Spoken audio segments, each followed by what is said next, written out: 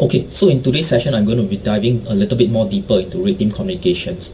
So generally, there are two different kinds of implants. So one of it is the more tunneling or active kind of an implant, of which NetCat, which we demonstrated last week, is one of them. Meterpreter is also an example of a tunneling kind of implant. And generally, these kind of implants are more reactive. It is a lot faster, but it is less stealthy. And then there's another kind of implant which is known as a beaconing kind of an implant, and cobalt strike is an example of it. And these ones are more stealthy, but they are less reactive. So in today's session, I'll take a look at both of them, and I'll show you what goes on in the network side of things, so that you can understand how these kind of implants are detected, basically. Yeah.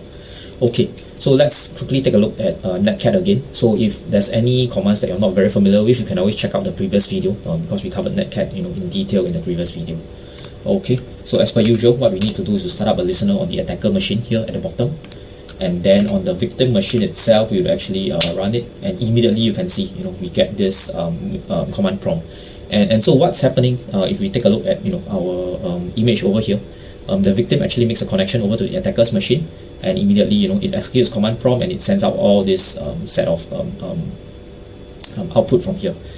And then the attacker can actually perform any commands that they like. So I'm going to do something such as take a look at system32 directory, and you can see it's super reactive. Immediately I get an output out of it. And what's happening is that the attacker now is issuing the command. So what's happening over here, if we take a look at it, is the attacker is saying I want to do a dir listing, and immediately the victim responds with these are all the list of files. And this form of communication is a bit unusual and doesn't really fit into the HTTP kind of method, because if you remember, for HTTP, the laptops and not the servers, the laptops are the ones that always initiate. This is for HTTP. Okay, the laptops always do a get or do a post or something like that. It's always initiated from the laptops, and then the server will respond. This is all the things that you requested for. So in a way, this form of communication is actually opposite of what's happening for normal HTTP. Yeah. This kind of thing only happens normally for WebSockets if you are looking at HTTP. So if you look at how some of the stock pages can automatically refresh, it's actually from the web server side of things where it pushes down. But it's still a bit peculiar, for the victim to upload such a huge chunk of text upwards. Yeah. So that's what we get for tunneling kind of an implant, where it's very reactive, but the traffic direction is kind of reversed compared to a normal web connection. Okay, so let's clean this up and let's take a look at beaconing kind of an implant. Okay, so let's exit from here.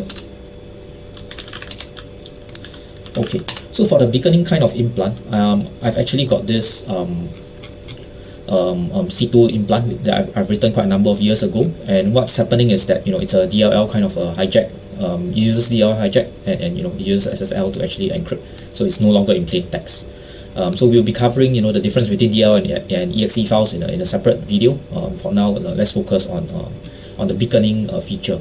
So you can see over here, there's this configurable buffer size and delay rate. So I've set up a delay rate of about a minute, and that's to allow it to be more stealthy. So I'll actually explore this later, and then we can take a look at things like that. Okay, so in order to run this, actually what we need to run the listener is loccat, because we have OpenSSL that is actually listening. So we actually need to provide a certificate which I've generated prior to this, test.pem. Okay, so let's start this, and then on here itself, we can actually run the reverse shell. So it's a DLL. We use run DLL to execute it, and it's a universal hijack. So whatever entry point will actually work over here. So let's quickly run it, and we can see that client connected, and enter to spawn shell. So what happens is that I don't automatically spawn a shell, because you have CMD or exe running when you run task manager, and it could be a bit obvious. So now there's nothing running in the background. So initially, if we look at the architecture itself, it's very similar to what's happening earlier.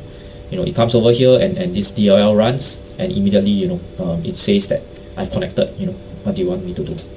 Okay, so I'm going to spawn a shell, and now we have a shell. Okay, so now let's execute the same command, and we'll see how long it takes.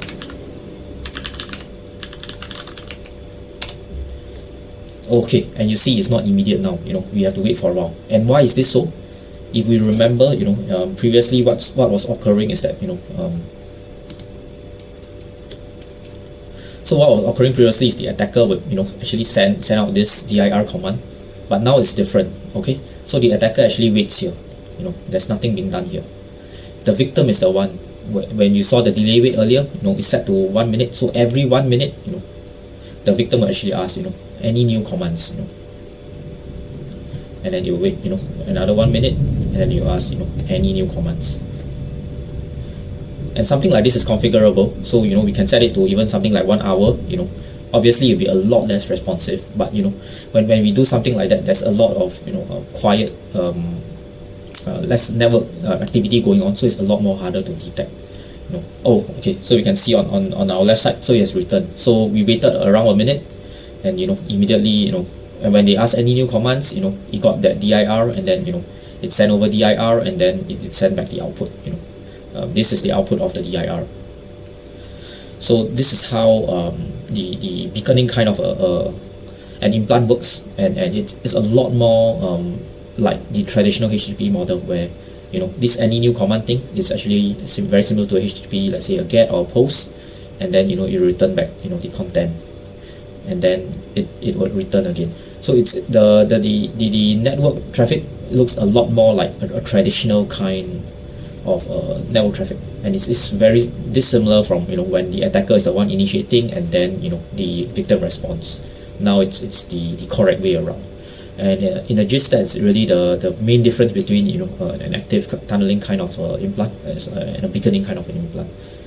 So I hope this has been useful, and thank you very much for tuning in. Goodbye.